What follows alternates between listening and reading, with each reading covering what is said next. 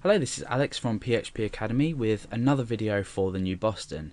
In this video we're going to be looking at the third and final loop in PHP, and this is the for loop. Now for is a bit more complicated in syntax, and by this I mean it's structured slightly differently.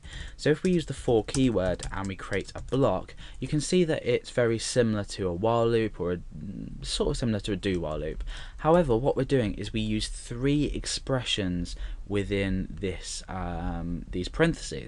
So we use three different expressions to control the loop how we want, and we can also increment a value within this as well. So in here all we need to do is echo something out, either a variable or some plain text, or continue an operation, however your program is eventually going to work, and everything can be controlled within here. So for now I'm going to create a variable called count, and that's going to be equal to, in fact no, the reason I'm not going to declare it up there is because, like I've said, we can control everything within here. So I am going to call my variable count.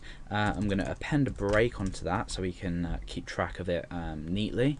Now I declare my count variable, or I assign my first value to it in here. So I say count equals 1. Okay. Now what I do is I put a semicolon, and then I say what this is basically the next part of the expression is what needs to be evaluated, true or false, to determine whether the block should run. This block should run. So count, while count is smaller than or equal to 10, like we've done in the previous examples, and then we say count plus plus. We don't need another semicolon to end here, it just ends. So what we're doing is, let me just separate this out so it's a bit more easy to read. Okay, so we're setting initially our count variable to equal 1. Then we're choosing this, we're creating a condition that needs to be true or false, and then we're incrementing here. And the way that a for loop works is, this is executed, then this happens, then the block runs, then we increment here, okay? And then obviously this here will be ignored because it won't reassign the variable. So now you can see it's just a completely different structure of creating a loop, but it has exactly the same effect. If we refresh, we're just counting from numbers 1 to 10. Now the beauty of doing something like this is it's a lot easier to read.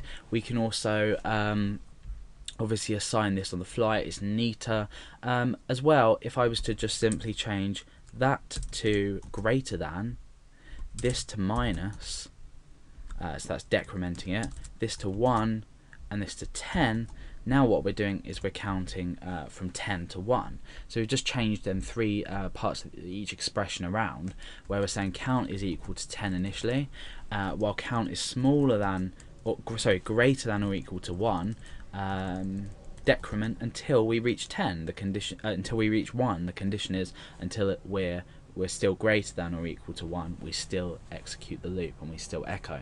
So that is basically for loops in PHP.